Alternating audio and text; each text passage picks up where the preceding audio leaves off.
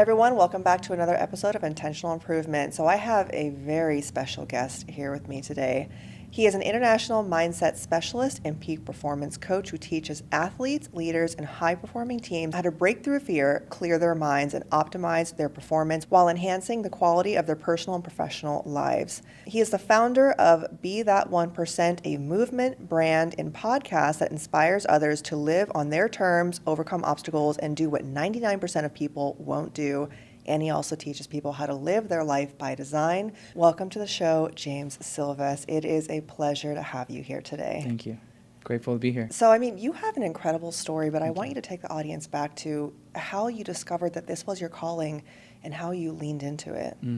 Yeah, so I was in college. In high school, I played sports, and I played football, and that was what I loved at the time. I got some offers to play in college, but decided ultimately not to do that because I knew how much time and effort that would have taken to be good at it at that level. And so I decided, all right, let me be as close to sports as possible. So I went to UNLV to do the kinesiology program, which is physical therapy. And I thought that's what I wanted to do. I got a job at a physical therapy place, and I was like, not for me. Need something a bit more dynamic. And as I was in my senior year of undergrad, I had a class with Dr. Mark Guadagnoli, who at the time, which I did not know, was a mental mindset coach, Fortune 500 companies and sports teams and golfers particularly. And he taught a mental performance class.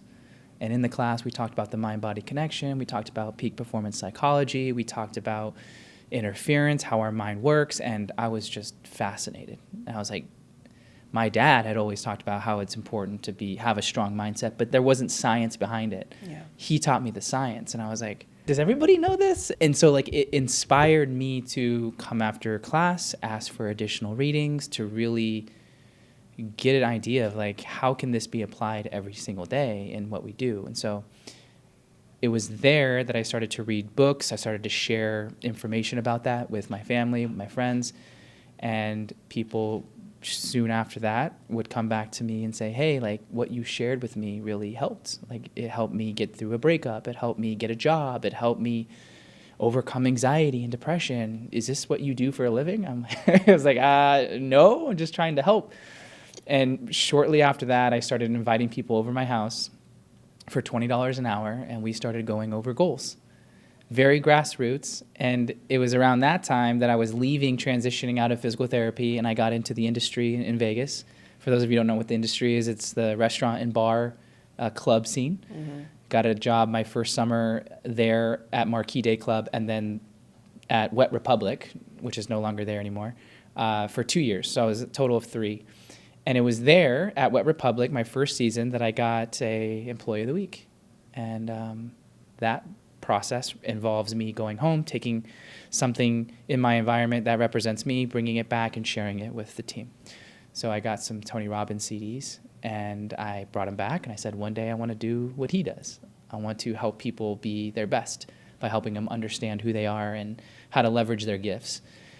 And people were like, okay, that's cool.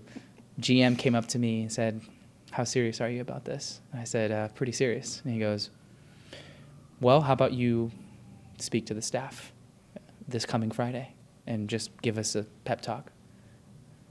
I'm like, yeah, great. Okay.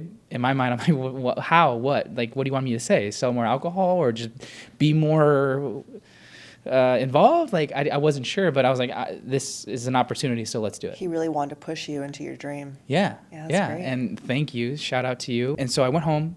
I planned a speech. It was 6 minutes roughly. Came back, had a jar of jello beans as my visual. I gave the speech, and 13 people came up to me after that and said, you have a gift and you need to do this. And I was like, okay, cool. Someone also recorded it, put it on YouTube, and very quickly went through the MGM properties, and people would see me that were higher up leadership and say, you're the jelly bean guy, right? And I'm like, oh gosh, not what I would hope. What a great nickname. Yeah, right. But you got to start somewhere. And it was shortly after that, I came back the next season, and I spoke every Friday the first and second season for a total of 64 times. And then I went door knocking to pitch myself at 24 years old, knocking on random doors. Was it like business store, like businesses? Businesses. And I'd walk in, and within 30 seconds, people would be like, "Get out. I'm calling the cops. Who are you? How old are you?" And it was rough. And I contemplated quitting. Like, did I choose the right thing? And 6 months in, I finally met someone outside of Coffee Bean that worked at a timeshare company of 175 employees. And I gave her my card, and I said, "Let me know if this is a possibility."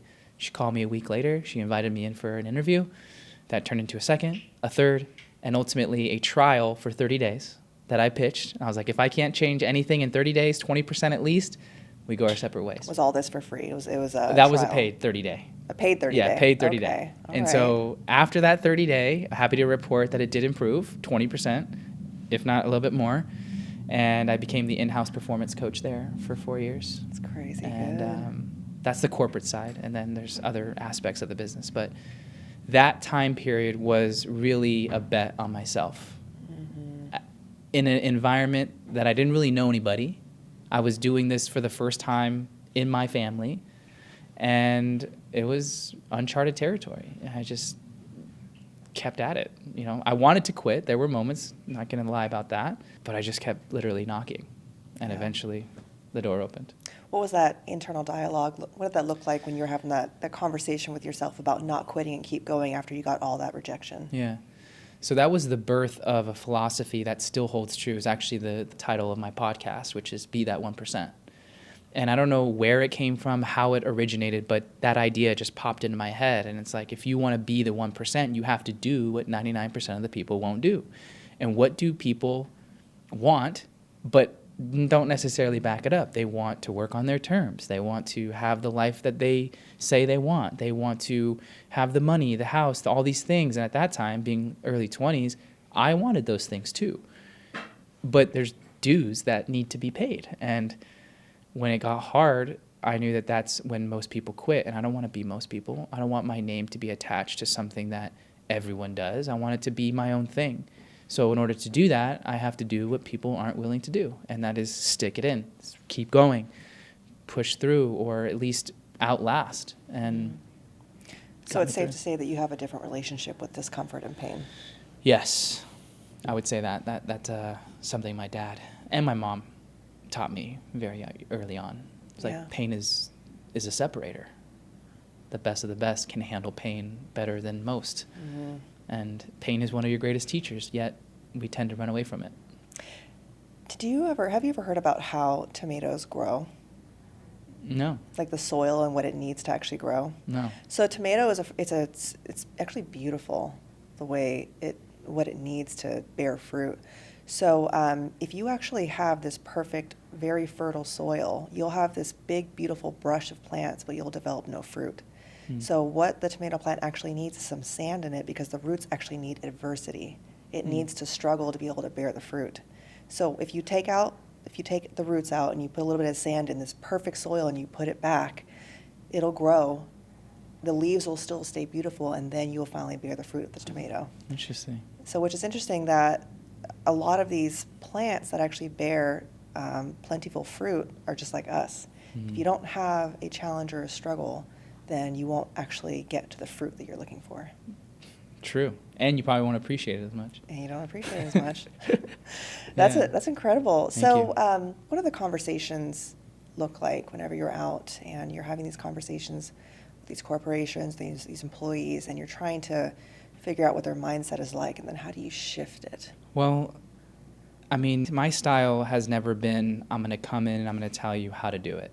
I'm going to tell you what the right way is, because I don't know what the right way is until I understand the situation. Mm-hmm. And so my approach is very much, let me listen, let me ask a lot of questions, and through that, let me piece enough perspectives together to get a good idea of what I think may be the next step, but it's always a collaboration. Mm-hmm. I've seen time and time again, a lot of people that are in my industry and do what I do feel the need to force or to heavily influence in the direction that they think is best without doing the prep work of really understanding where people are at. Yeah. You know, and so it's different for every environment. Every team has different personalities, different countries represented, different ages. And I think the best leaders are the ones who understand all those dynamics and take all that into consideration when leveraging the genius and providing the direction and or the vision. But if I had to like bucket out the themes, usually it comes into focus, confidence, calmness under pressure, and overall purpose and meaning of why they're doing it and who are they doing it for. Yeah. Yeah, that's big. Mm-hmm. What are some of the biggest challenges you have with, going and teaching these companies and trying to get people to align to what you're trying to teach them? So a few examples. One is when I'm fortunate enough to be able to work with companies that are international. So when you have international companies, you have people from different countries represented in the same company, and they have different ideologies. And so the Very big melting pot. Yes. And so the challenge is to respect all those back histories, those backstories, right? So that everyone is engaged. Because when people don't feel seen, heard, or understood, they check out. And when they check out, you don't get the best out of them. And they don't even want to be there. So first, it's getting the engagement, building the trust, and then leveraging the strategy, the data, the information. And so the challenge initially is always to get a pulse on where is the trust between the team. If I'm coming in, it's usually it's not there and it needs to be there, or it is there, but there's a new level and depth to the trust that's already established. And so I'll come in and I'll try and read where it's at, and depending on the vision and the goal that the company says they want and what I've gathered from everybody else on the team, it's pushing or nudging certain individuals or the team as a whole to look in the places they don't either want to look, or to develop skills that they don't even know they're capable of, that if they were to have those, that new goal can be realized. How important is it for these people to respect and admire the company they're with? I mean, to be able to go through this transformation. I don't know if you can get people's best if that's not there. And maybe it's not so much as the company as a whole as much as it is the leader that they interact with. I think the leader, if there's more contact points, that's the most important.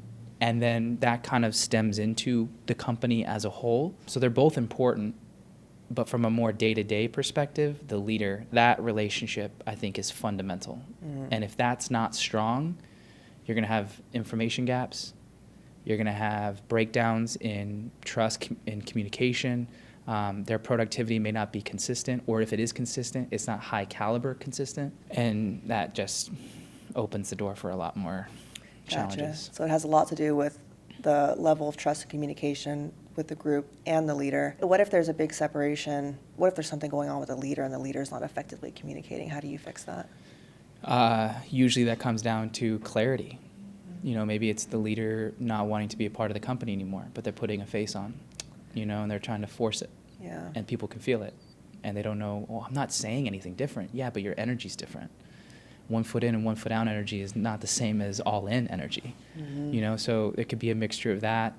The leader could be going through personal challenges, a divorce, a loss of a child, so they're grieving, and that's very difficult to hold and lead, and maybe they're not leading with transparency or vulnerability, looping people into what's happening, so people are filling in the blanks with what they think might be happening that aren't even close to what's actually happening. So there's that. And then sometimes it's a revitalization of a purpose. What got them started isn't what's continuing to keep them going.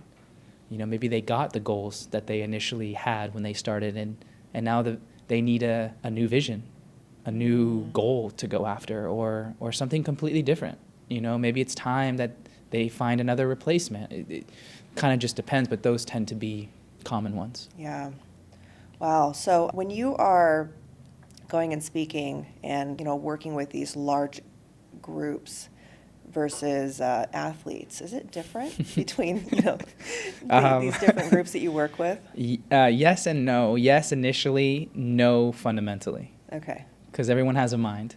Gotcha. And everyone has emotions. Okay. Right? So that is the same, but the challenges and the problems are a bit different. In sport, you have more readily available feedback that is given that I think corporate can learn a lot from. Okay. A lot of corporate organizations don't give enough feedback to keep growth consistent or to keep skill sharp. You wait a quarter, maybe half a year before you're giving feedback to someone that maybe is a B player right now but could be an A player. Whereas in sport, you're getting that daily at practice, right after the game, in a scrimmage. And so the time between one repetition or one iteration to the next is almost instantaneous. So that's different. The coach and the team dynamic, or the leader and the employee dynamic, is a bit different in that athletes want to be there almost all the time. Yeah. Whereas employees may sometimes feel like they have to be there to pay the bills, or what other options do they have. And so there's a bit more force energy with the company side as opposed to the sports side. Corporate is more of an infinite game, whereas sport is a finite game. You have a clear, distinct pre-season, regular season, off-season. Business is always on. Yeah. And people are very bad at recovery, at least in the West. It's all about production. It's all about how much we can do, how much we can fit in. If we have empty space in our calendar, we hate that. We're not maximizing our potential. We're not being our best. We're not capitalizing. And so that leads to a lot of breakdowns internally that then can blow up professionally or relationally or just in your own headspace. Absolutely. Yeah. Yeah, if you can't actually, enjoy the people, the relationships, the fruit that you've worked for, it all seems like it's for nothing. Exactly. Wow. What is the biggest difference between an A player and a B player with athletes? With athletes specifically, Yeah. An A player is, if that person were to leave the team, you would have a fundamentally different team. They take initiative. You don't have to tell them what to do. They are proactive.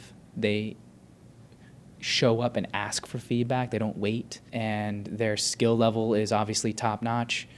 And there is an alignment with the individual and what the whole team represents. So there's a cultural value alignment that is strong in an A player. A B player is consistent, dependable, fluctuates between taking initiative and not, but they're strong. Kind of don't know how else to say it. It's like, we need you on the team, but you're not the person that's putting in the extra reps. You're not showing up early, staying late, and going above and beyond. So like they want it, just not as much. Correct. Okay. Yeah. And we need B players. Not everyone can be A players. Usually the best organizations like, GM or Netflix will have anywhere from 25 to 35% of the team being an A player, and then roughly 65-ish being a B player, and then you have the C players, which you got to be wary of because they'll eat your culture alive. Yeah. So what is a C player? C players they're not even hitting the mark. They're not hitting the standard. There's so much disconnect or withdrawal that they're just numb zombies kind of moving through the space. And maybe that's because of the leader. Maybe that's because of their own personal life. Maybe it's because this is the only thing that they have and, they're just coasting. Mm-hmm. But if you get enough C players in an environment, it's like crabs in a bucket. It just withers away the soul of something.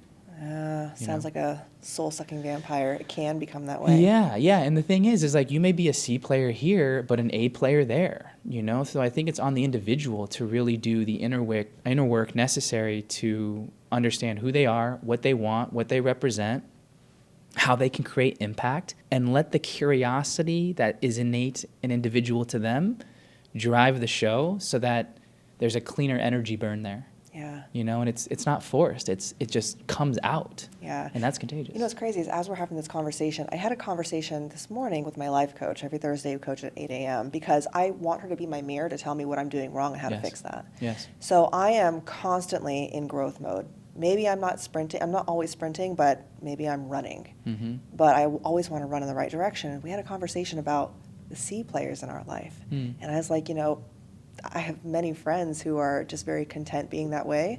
And whenever I talk to them about growth, they just don't want to hear it. Mm-hmm. They want to be content, or maybe they want to complain about something. And I just think it is nails to a chalkboard when you complain about something and you just refuse to fix it. Yeah.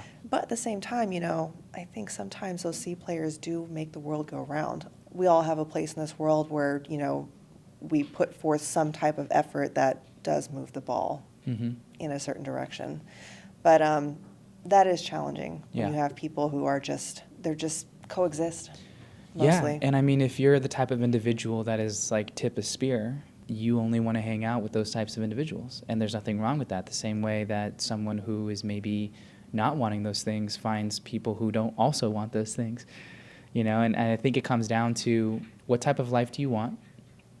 And is what you're doing helping you get there or helping you stay there?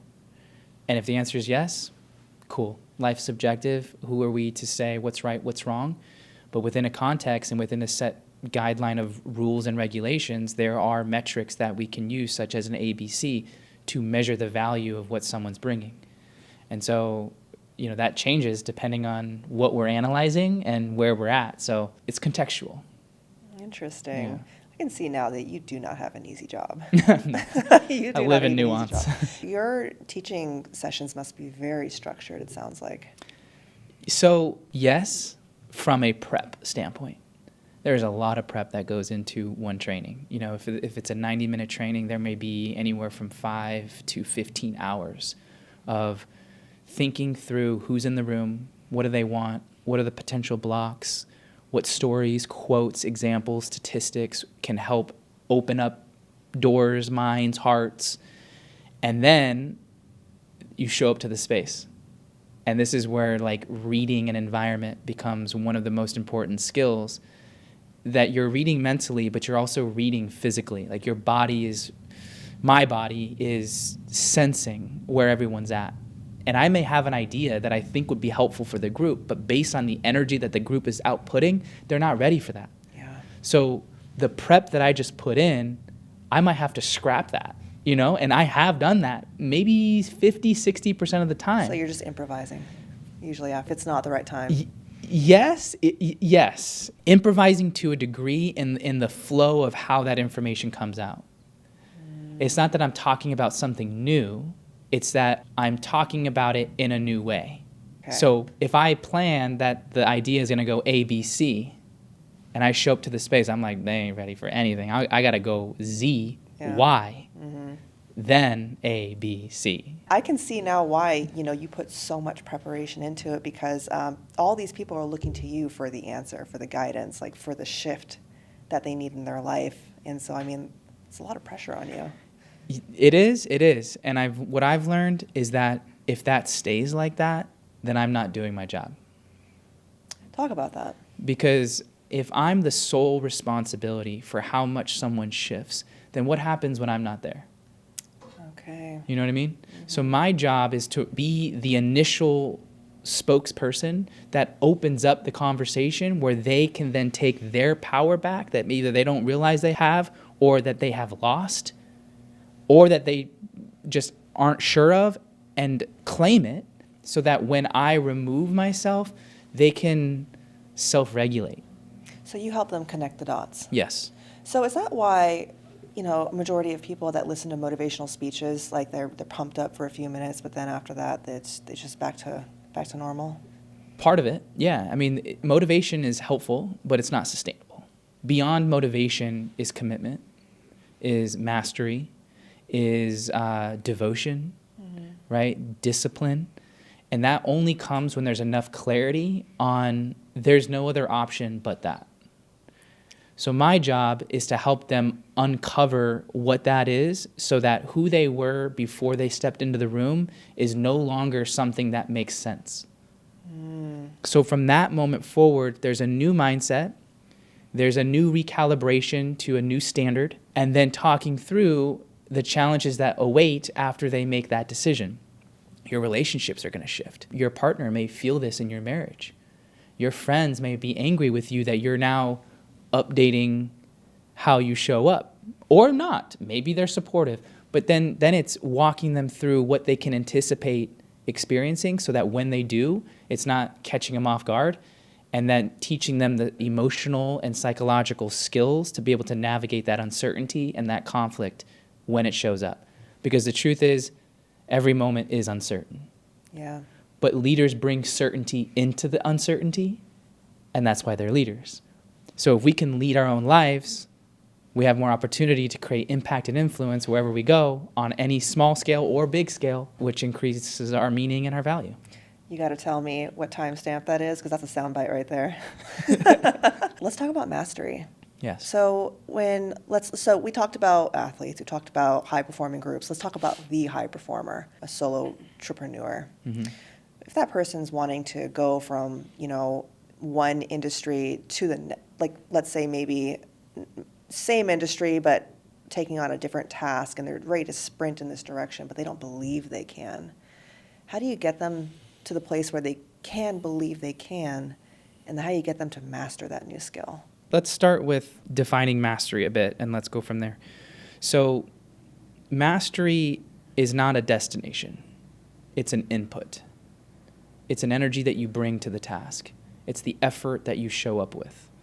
And that, compounded over time, develops a skill and a level of impact in any given field. It's a constant progression of knowledge, skill attainment, and experience. And any master that I've studied, whether it's a pianist, a sports athlete, or a visionary leader like Steve Jobs, there is less focus on what other people are thinking, and there's more focus on constant progression and the process and the unfolding of who they're becoming within that process. And when anyone becomes masterful in a specific area in any craft, there is almost like a reinvention that takes place. Steve Jobs, by example, to be able to revolutionize 6 different industries requires 6 different ways of operating. So there's a reinvention of who was the person that created the iPod versus who was the person that created the Mac. Those are 2 different avenues. But because he was able to entertain new without having a full set of I know how to operate this, he was able to cross-pollinate ideas and merge, which terrifies people because they get attached to their identity. I'm only a masterful pianist. I can't be a masterful fill in the blank. Or I've reached this level of success in this industry. I can't just leave that and go and try to do something else. So falling in love with your ideas is dangerous. Yes. And we want to be mindful because focus is what gets us to the mastery, and saying no is what helps protect the space needed to get masterful, right? And a master would never say that they're a master. So it's when does that end? Yeah. It doesn't. People put master on you because of what they see. And so I think it's an internal conversation that one needs to have, where if there's staleness beginning to happen in whatever they're doing, that is a cue to take a moment, a day, a week, a month, a year, depending on the time and what that person's scenario is like, to introduce something new, to get out of what may be causing a thought loop, and to completely immerse yourself in something completely foreign. And what will happen there is you'll bring the frameworks that you operated with in one area into a new area and find a new style, a new strategy that I think will shed light on something completely different, allowing you to now intertwine what you were working on before and what you plan to work on now. So you really help them break their old patterns. Yes. That's a tough one. It is. Breaking patterns is hard. Especially if you get rewarded for them, which is why they're there in the first place. Yes. Gosh, yes. So between high-performing teams or athletes, which is your biggest challenge? I think they're challenging for different reasons. One is that if I'm working with one person, I don't have access to the group. So I only have to work through that one leader, and that is only one perspective. So I have how much of what you're saying is true or accurate. It may be their truth, but it only may be 20% of what's actually happening. So that's the challenge. And so that's where questions become really important, to uncover the right amount of data to get as best of a picture as I can get. And that might mean asking the same question, but in different ways, to see what their true answer is as opposed to what they think I want to hear, so that I don't drill into the places I need to be drilling into. Interesting. as a form of protection or defense or ego or, all those things. So that would be the challenge individually. The team would be a time restraint. If I'm showing up to a team, I'm starting to see all these dynamics and I only have 3 hours with this team. What do I focus on? I'm seeing a breakdown here and a breakdown there and a breakdown here.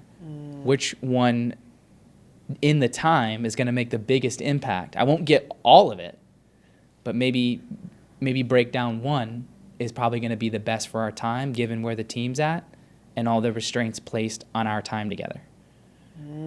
So it's constant pitch and catch. It's a dance. It can't only be one-sided. So you and your methods, it's always evolving based on what they need from you. Always. Always. And that keeps me humble too, not coming in thinking again that I know best. And people will say, "Oh, well, you know best." I'm like, I know a lot, but I don't know your situation fully. So I need your participation in this. I need your honesty. I need your way of looking at things so that I can leverage that at the right time when we're diving deep in the workshop or the intervention or whatever. Yeah.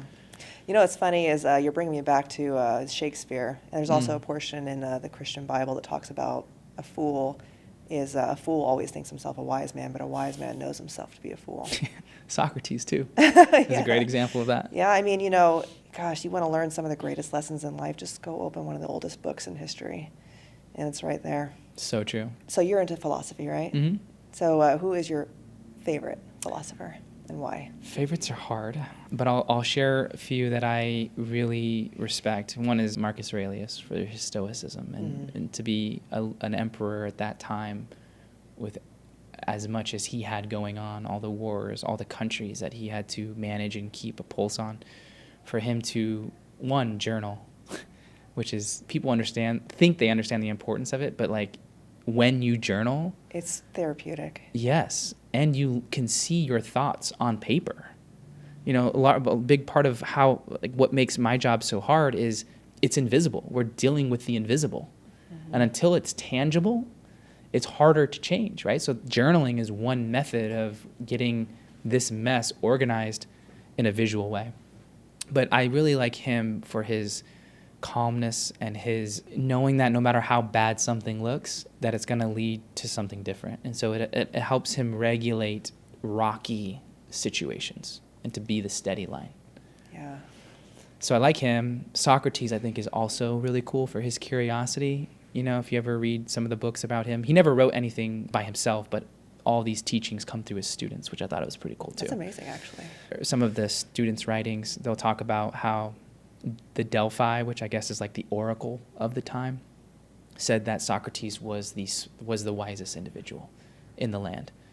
And Socrates is like, what? Like, I don't know anything. Like, what do you mean I'm the wisest? And so he went to go see the oracle, and then she's like, yeah, like, you're the wisest. And he's like, I'm going to prove you wrong. So he would go and have conversations with these statesmen and these elite people and ask them why they believed what they believed.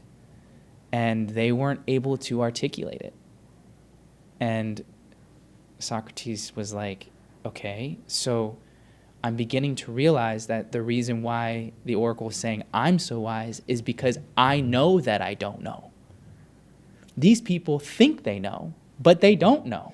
And I love that because it brings humility into ideas and it doesn't keep us locked in to what we think is right. It allows you to keep creating. Yes, and to be malleable. What I thought yesterday with now new information is completely different than what I now know.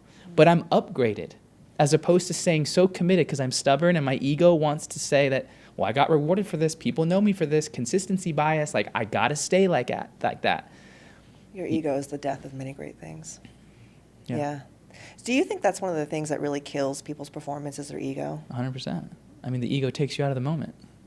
How do you put that in check? There's a couple ways to go about it. I mean, if you look at an example of, there's layers to this, but if you look at Kobe Bryant as an example, right, and Mamba mentality, that was an alter ego that Kobe created to handle pressure and uncertainty. His personal life was not good at the time, and he needed something that he could rely on to show up intentional to a space. So he created the Black Mamba. That allowed him to zero in and to be who he needed to be in the space. And there was a point in time where that Black Mamba becomes nothing, where he's in flow. There is no thinking. There's just being. There's just moving with the moment. He's on time, not ahead of time, not behind time, on time. That, I think, is the magical place that most of us have felt at some point. Like, whether it was a concert and time slowed down, there was nowhere you needed to be, you were fully here. Present. That's where high performance is. Can't have high performance in any other period of time because there is no other period of time. The future doesn't exist. When it gets here, it's today. The past doesn't exist. It's gone. So really, all we have is right now. So the question then becomes, what does right now need from me? Let me show up with what I think it needs, but not be married to that, because what it actually needs is me to just be present.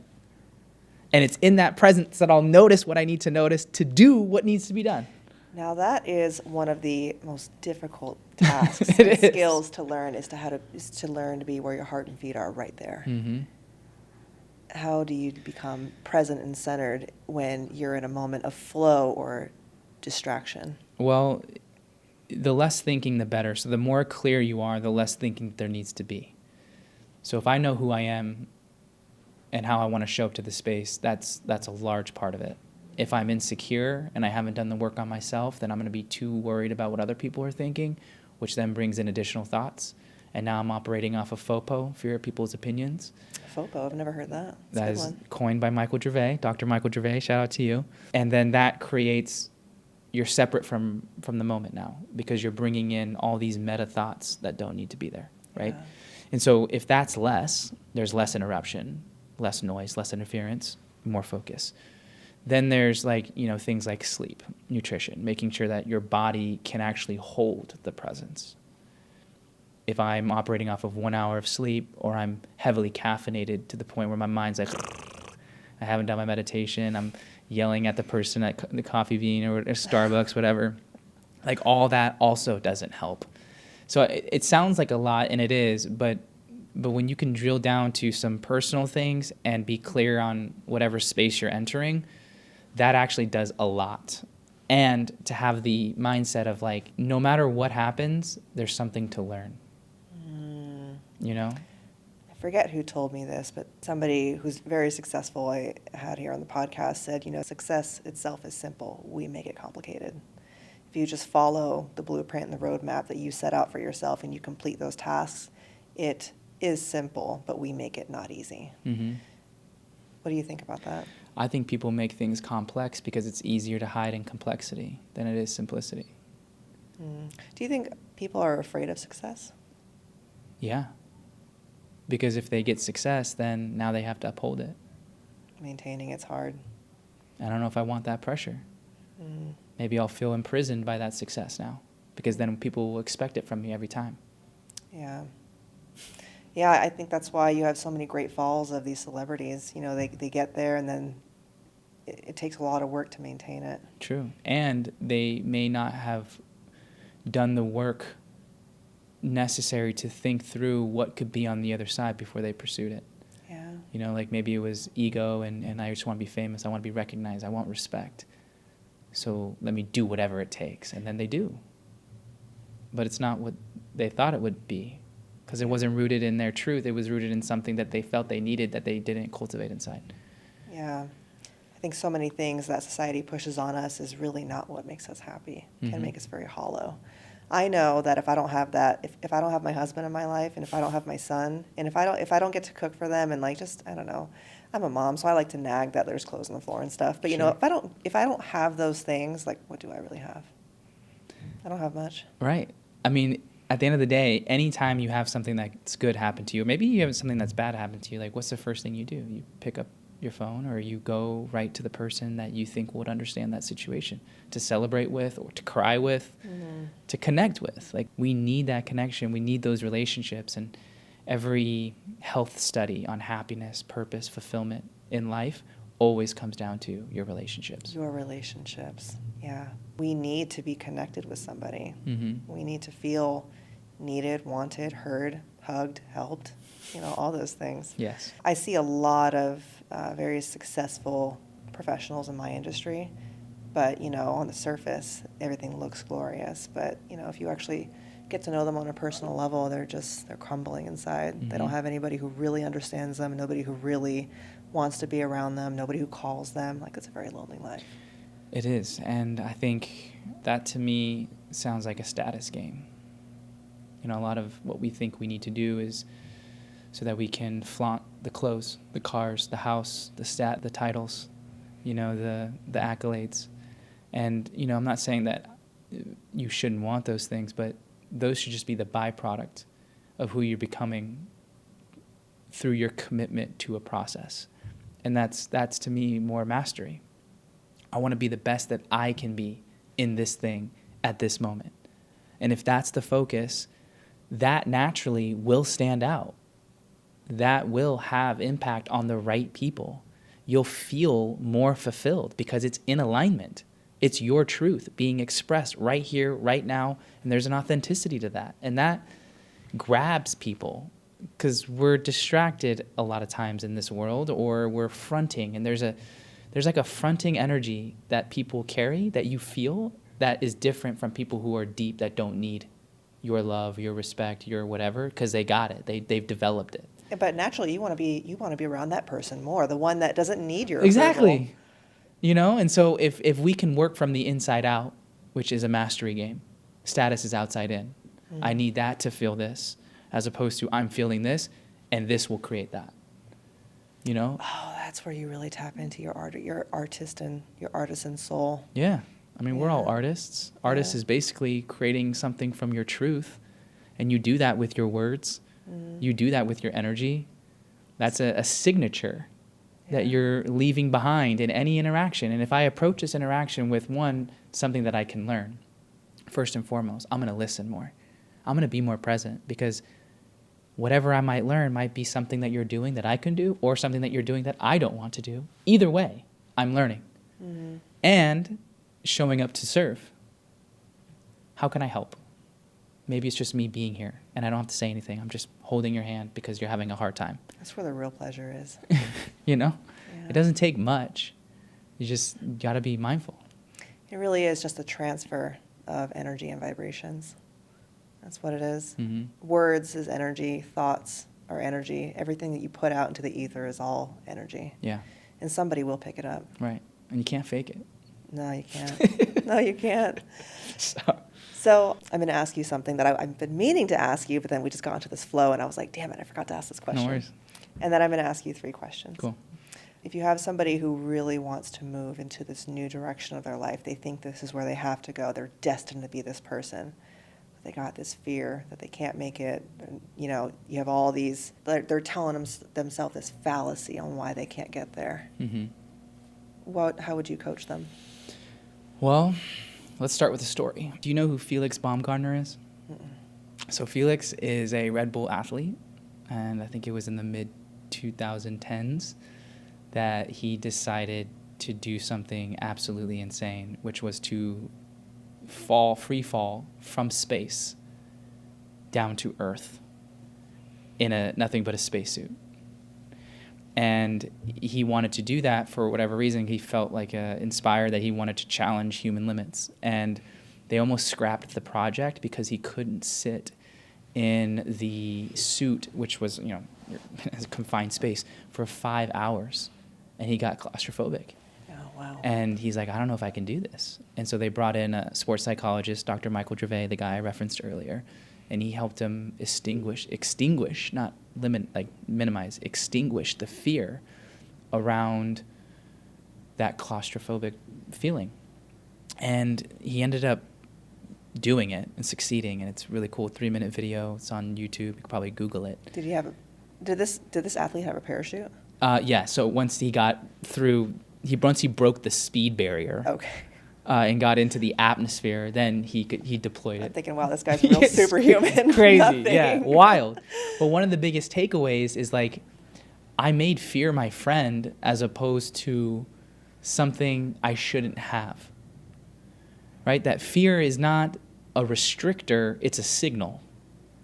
And all it's saying is that you're entering a place that you've never been, or you're entering a place where you're referencing something you were hurt by.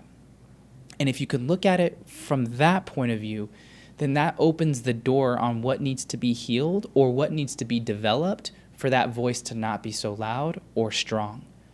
And then you start feeding the mind a story that's needed for whatever the task is. And that story, for me, it was be that 1%. Do what 99% of the people won't do.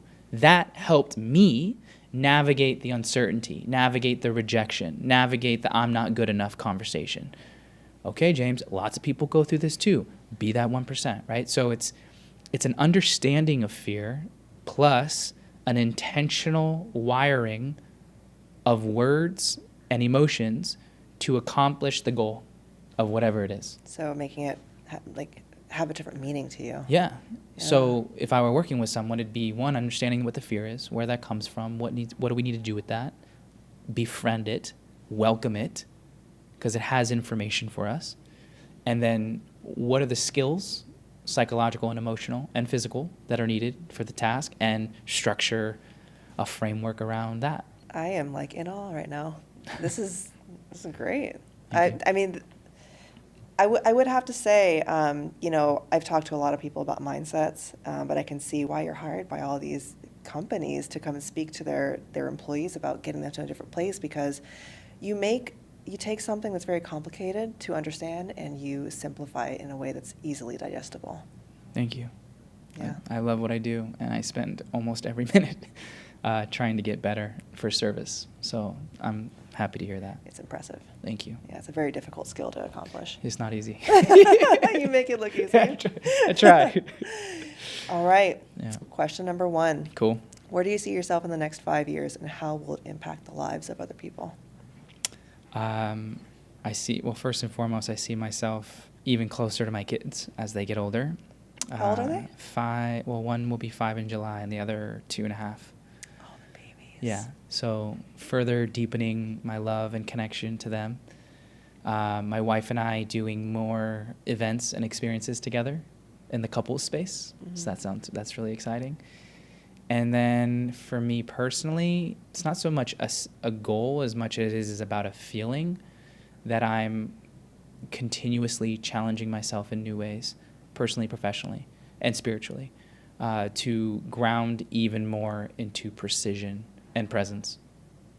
Further deepening the skill with that, so much so that it's less about what I say and it's more about who I am that creates the impact. So walking into a room, I won't have to as much or at all open my mouth. It'll be how I look at someone. It'll be how I shake their hand. It'll be how I hug them. It'll be how I interact with them. And that alone will be rich in lesson.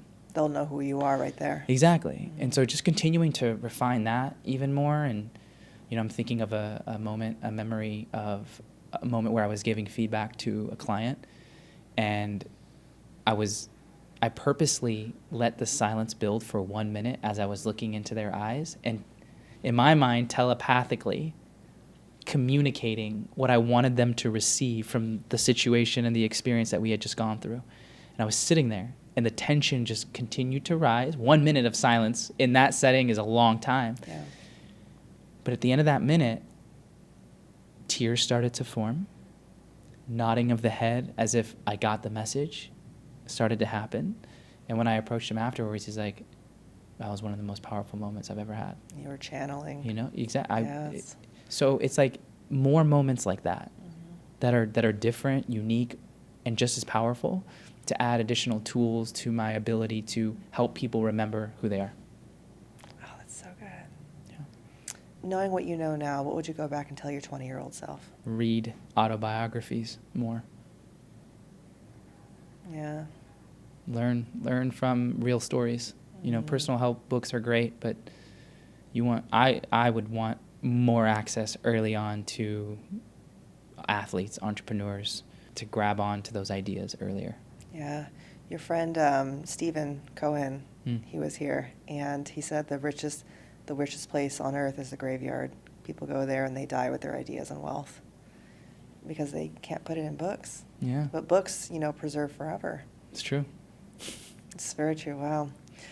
All right. Third question. Okay. So Everyone talks about, filling up their cup, but they never talk about the contents of what's in that cup. What do you want in your cup to give out to people when you fill up theirs? Love. Love, truth, and compassion. That cocktail. Yeah. Yeah, I think. Why are those important to you? I mean, love is everything. It's the bubble that can hold anything. It's the strongest force I think that there is. It's what we all come from, I believe, and it's what we all forget that we're attached to. It's something that you can generate and create anytime. It's a decision to let it through.